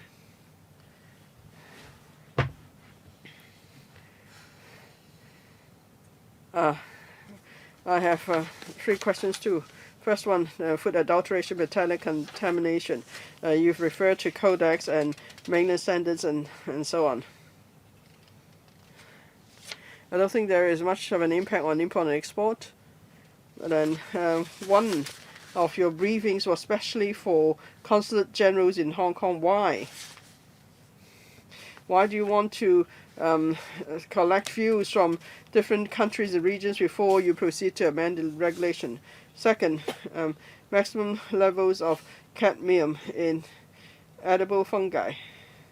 Now you say you have looked at you have assessed local dietary exposure to cadmium.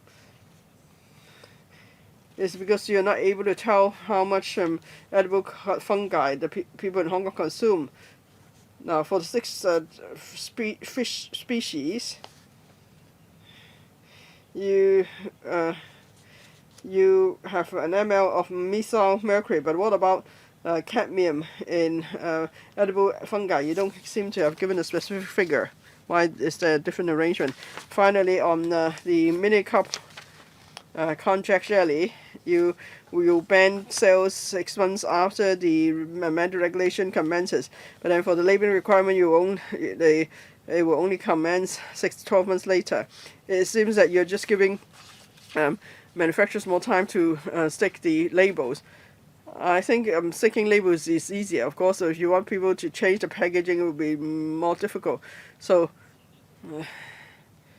well, how come banning the sale and it will take effect sooner, but for the labeling it will take longer? Why is it like that? It seems strange.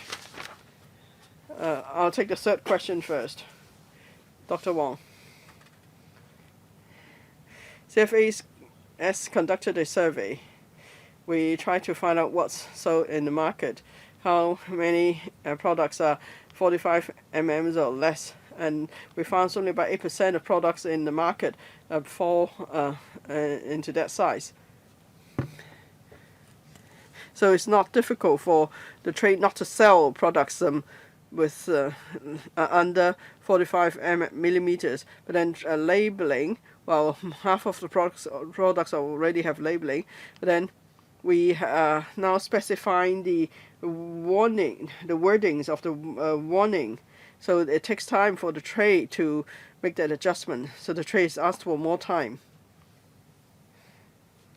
We've consulted the trade and stakeholders. We can do that again. Under Secretary. Now we've heard your views. We're going to issue a press release today. And there'll be an email address for the public to write to us. And then we could flesh out the details after receiving the views. One more question. Metallic contamination.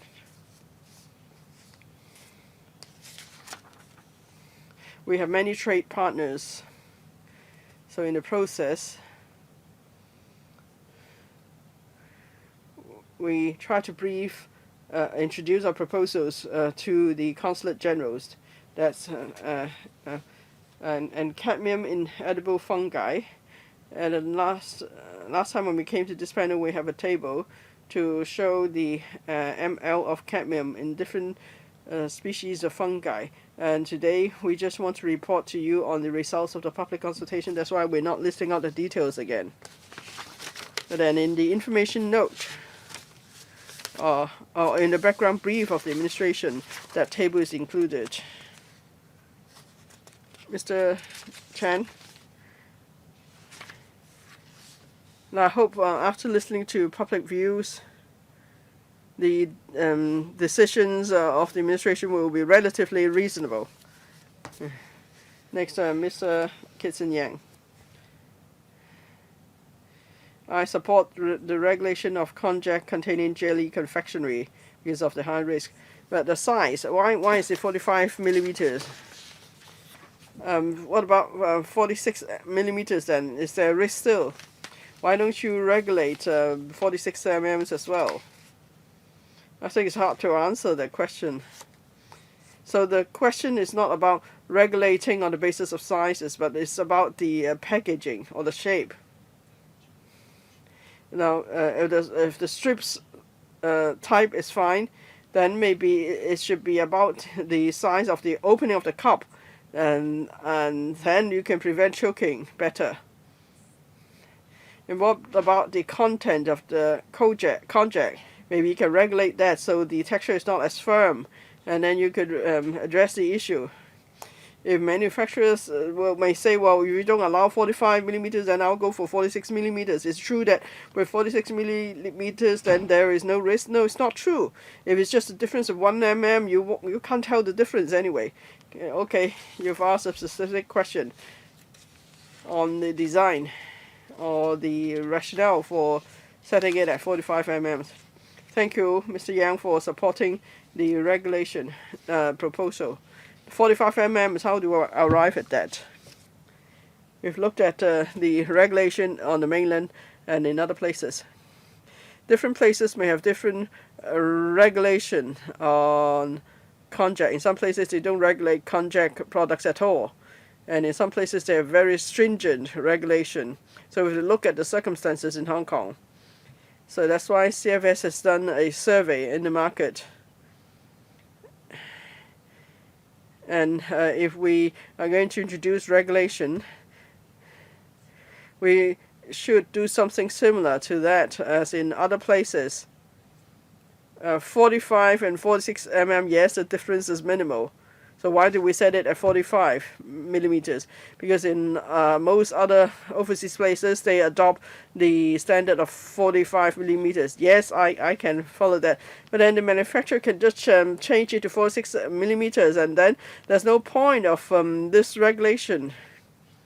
I think you should rather regulate the size of the opening of the cup. Or maybe they're not allowed to allow full opening of the cup. And also the content of konjac. Now, let's say if it's 10%, then it could cause choking easily, but if it's 5%, it won't cause choking so easily. Then you can regulate the content of konjac in products. That's the long-term solution. I think regulating the size of the cup means nothing. CFS?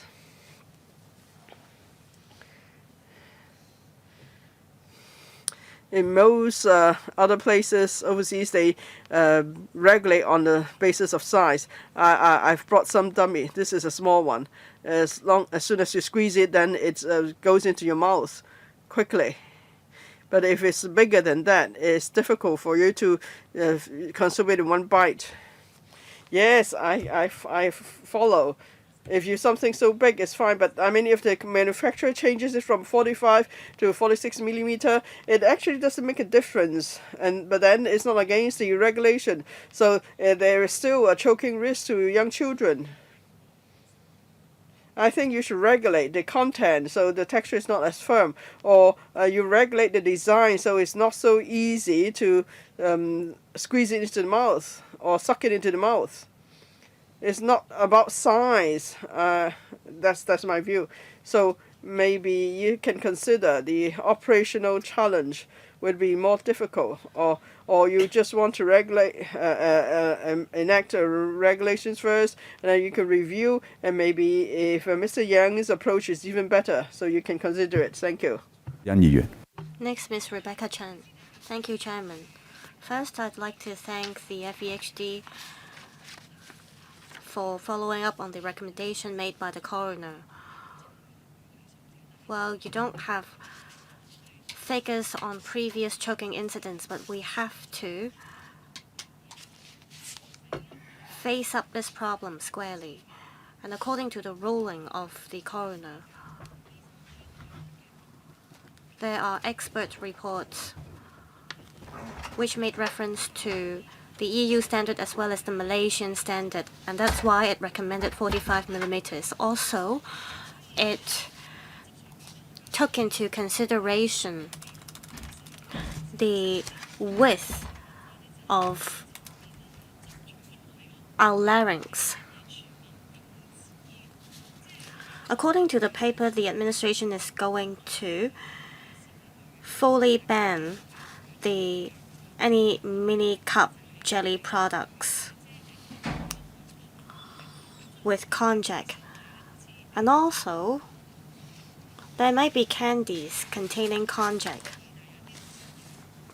So it seems like part of the recommendations of the coroner are adopted, but others have been ignored. So please explain. Also, you said that mini cup konjac jellies could be sucked in a single bite, and it could slide along the tongue towards the back of the mouth. However, some konjac jellies are in square shapes, and those could pose risks as well. Will you restrict the size of mini cup konjac jellies, and also you may want to regulate the font size as well as the color of the packaging. Also, the coroner didn't ask for the administration to make regulations. Also, it urges the Education Bureau as well as the Health Department to step up publicity on first aid knowledge. For example, fish balls, grapes can also pose choking risks. We have to learn how to do first aid. In some cities, first aid is part of the physical education lessons or curriculum.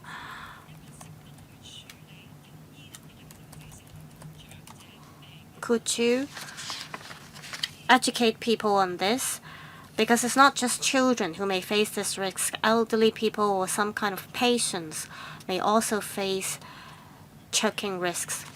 Undersecretary on policy. On the policy, I'll ask the CFS to supplement on our work with other government departments and bureau. I'll address the questions. The Health Bureau has a guideline on how to deal with choking incidents. The guidelines cover how certain food products should be consumed. That is how you should deal with choking accidents when they happen. There's a set of guidelines like this. We'll talk to the Education Bureau. The coroner did give us some recommendations, and it asked us whether we would consider asking schools to conduct drills. While we have the guidelines from the Health Bureau, and we may need the help of the Education Bureau to coordinate with schools to see whether it's possible to conduct drills in schools. We will follow up on this. 30 seconds on the rest of the questions. We'll look at the color as well as the font size. On the coroner's report, well, we really thank the coroner for the recommendation. We have asked the coroner for the detailed report, and we studied the report and all the details in the report. We've also looked at the practices in other places as well as in the mainland. Any follow-up? Ms. Judy Chen, please try to limit yourself in 2 minutes. Mr. Yim Kong.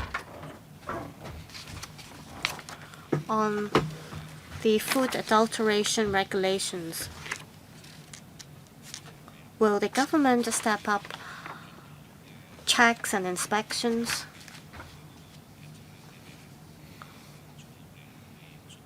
On new types of food products covered, will you ask for certificates from importing places?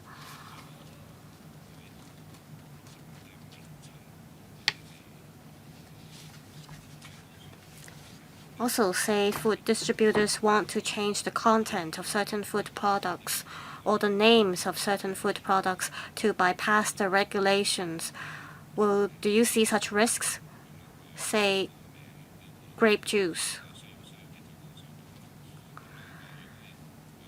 They need to meet certain maximum levels, and if the food producer changes the name to banana juice or banana grape juice, will the food product still be subject to regulation?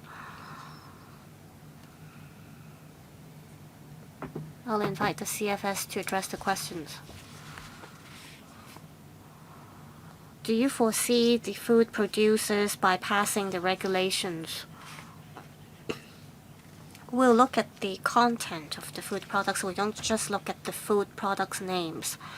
So there's no way that food producers will be able to exploit the loopholes. My first question is, 27 types of food products will be covered. Will you also step up inspections and checks? Well, after the regulation comes into effect, the CFS will step up checks and inspections. Any follow-up? For imported food products, would you accept certificates from importing places to prove that the standards have been met? Say a food product is imported to Hong Kong. The food products will have to meet the standards imposed by the CFS. For certain food products that require health certificates, the agency that issues health certificates would know the standards of Hong Kong. There might be other legislations and regulations that help monitor whether there are false declarations on food products. We now focus on CAP 132V. Next, Mr. Peter Xu from the business sector. I'd like to thank the administration. I was consulted by the administration on which kind of food products should be regulated. For example, would the fisheries industry be affected by the proposed mLs of methylmercury in fish? I don't think there would be a huge impact. Now, on the maximum levels of cadmium in edible fungi, the levels are going to be adjusted. Again, the sector has been consulted. The sector has been having meetings with the CFS. According to the trade, a lot of edible fungi are from the mainland.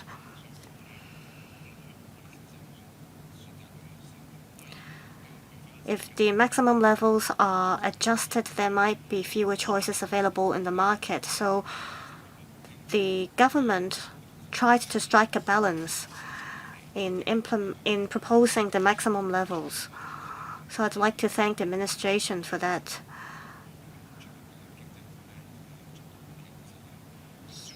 It's great that you try to strike a balance between ensuring food safety and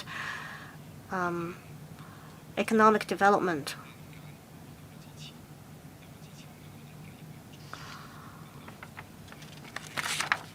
I didn't take part in the meeting on konjac jelly products because I don't think it would pose a huge impact on the sector.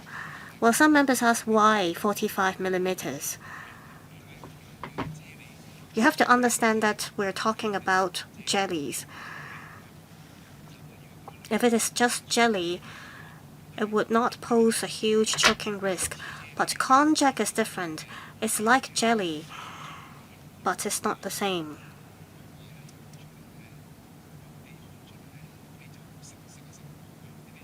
Say you open a mini cup konjac jelly.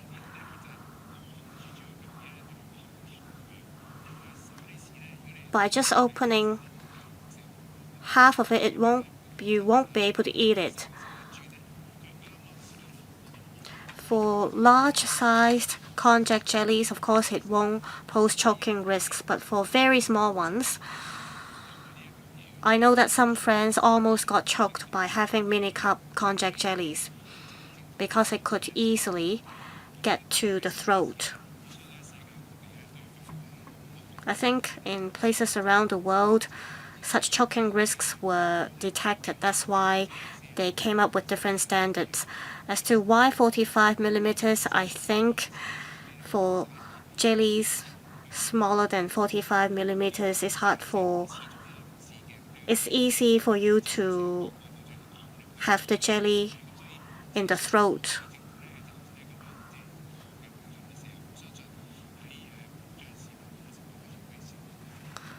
So I think 45 millimeters is appropriate. I think we should protect the safety of children and the elderly. So I personally support the proposal. I thank the administration for consulting the trade. So good and healthy relation between the legislature and executive. Anything to add, Undersecretary? No, I thank the member. Mr. Vincent Chang. I'd also like to ask about the regulation on konjac jelly products. The administration adopted the coroner's recommendations. I welcome that. So did the administration decide to regulate konjac jelly because of the sizes of the packaging? If it is because of the sizes, then should all mini cup jellies or konjac jellies in this size be banned? Also, you said konjac-containing jelly products in your paper. How much konjac should a jelly product contain in order for that to be regulated?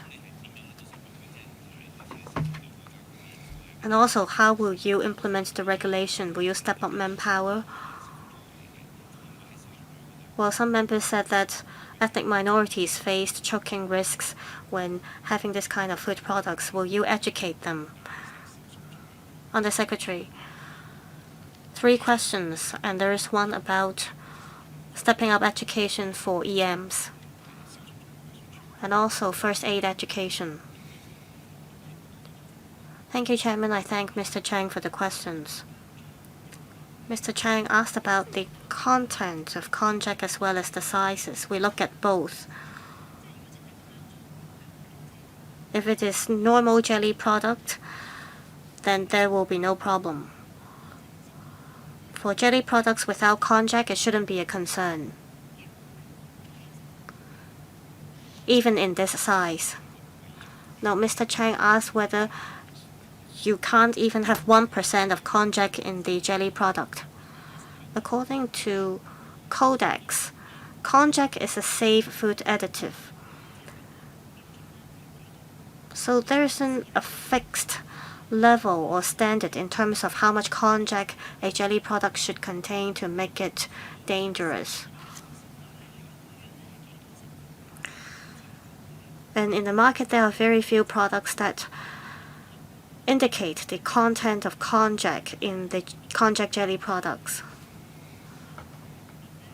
For CFS, well, every time we have a new regulation, we deploy more manpower to help implement the regulation and monitor whether there are banned food products in the market. On the question about EMs, we have created a dedicated website. We're consulting the relevant parties. We're working with different organizations and step up education at schools. We've heard members' views about stepping up education for EMs. We'll see whether we have produced any leaflets that contain the language for EMs, and if not, we will translate those leaflets and information. I suggest that you talk to Mr. Vincent Chang. You should not just rely on the website, you should actually step up publicity and education. Ms. Judy Chen? Well, you don't have to limit yourself to 2 minutes. We have enough time. 4 minutes. I support the proposal because it helps protect our children. But I have a number of questions. Why don't we go further? Because there are alternatives to konjac. If children want to have jelly, there are so many different types of product designs. Why don't you ban mini cups altogether?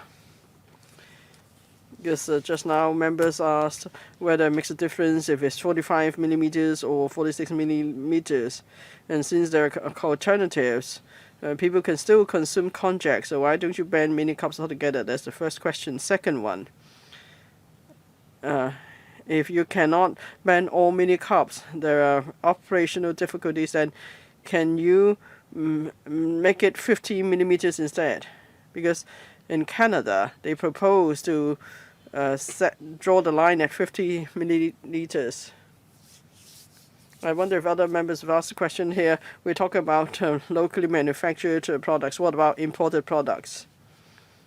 What if people buy such products and bring them back to Hong Kong? Can there be any law enforcement? I think she's talking about parallel import. But if the products are for sale, of course they should be covered. Now we regulate sale if it's parallel import, and then it is covered if it's for sale. But if individuals bring back a few just for their own consumption, then we'll just advise them to be careful when they consume the products. And of course, the individuals should know about the risk, and so the law cannot cover that for now. What about the product design? Can you change the requirements? Well, some have expressed concern, and some have expressed support, and some have asked whether it makes a difference, whether it's 45, 46, or whatever. Now, of course, we'll consider your views. We've done a survey, and we want to legislate as soon as possible. So, to the sector, 45 millimeters is feasible operationally, and so we can therefore legislate quickly. What about shape? What about banning mini cups altogether? So we don't have to worry about whether it's 45 or 46 millimeters. So we ban mini cups altogether. So you're just not talking about konjac. No, I'm just talking about konjac, because there are alternatives to konjacs. So you mean as long as it's mini cup, then and if it contains konjac, then you're going to ban it? You mean we should ban the big cups as well? Small mini cups, you can spend mini cups. Now inside in jelly, there's no konjac, so it has nothing to do with jelly, right? And we're just talking about all mini cups containing konjac. And there are actually alternatives to such shape. It could be in a strip, it could be in a sachet, so there's no need to allow cups altogether, since members have been saying that it makes no difference whether it's 45 or 46 millimeters. When we conducted our survey, it's true overseas there are different approaches. Some don't regulate at all, and some ban all konjac products altogether. For example, EU, konjac is banned completely. So in some places they are more stringent, in other places they are not so stringent. And we've looked at the circumstances in Hong Kong. We've also considered the coroner's recommendation.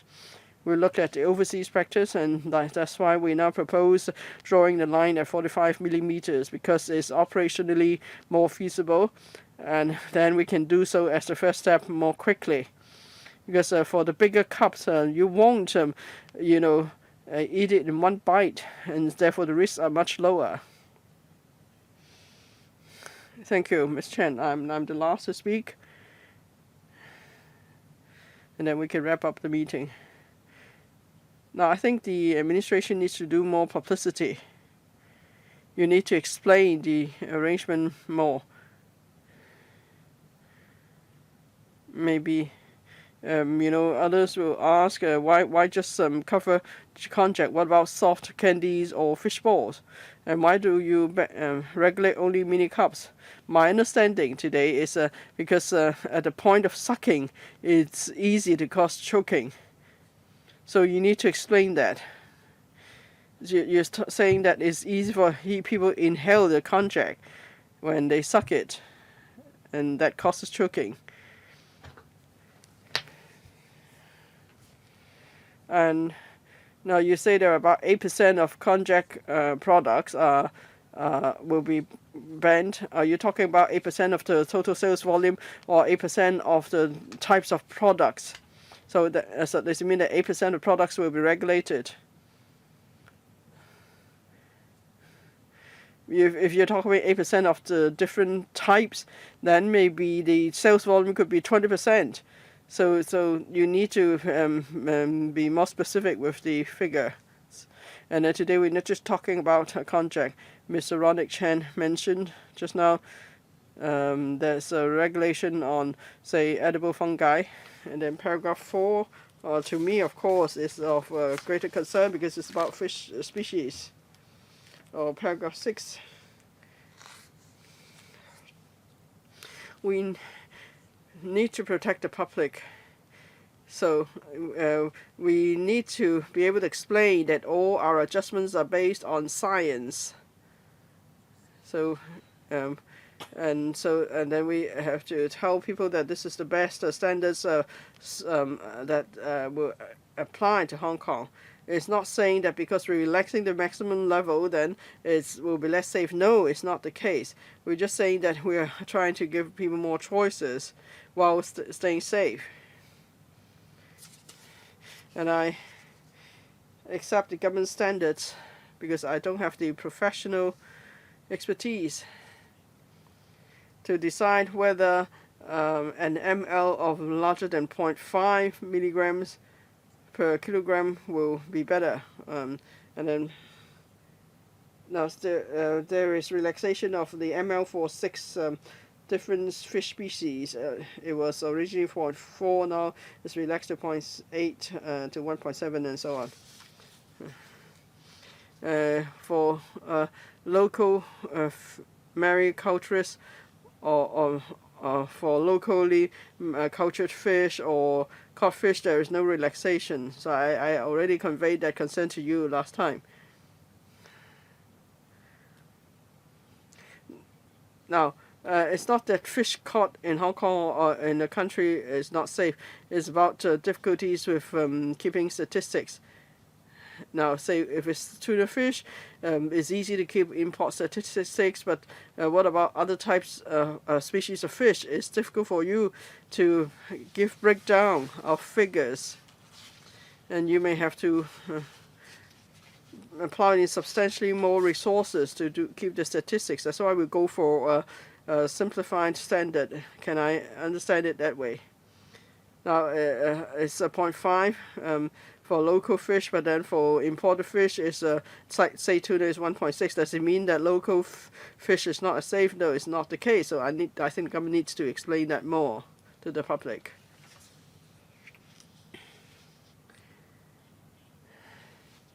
On metallic contamination, I thank the Deputy Chairman and the members for their views.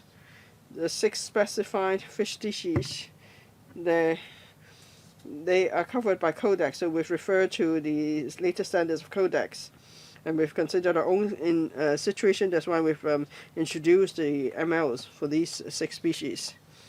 As for konjac, we have noted members' views, but as we said at the beginning, we have a look at the practice in many other places outside of Hong Kong.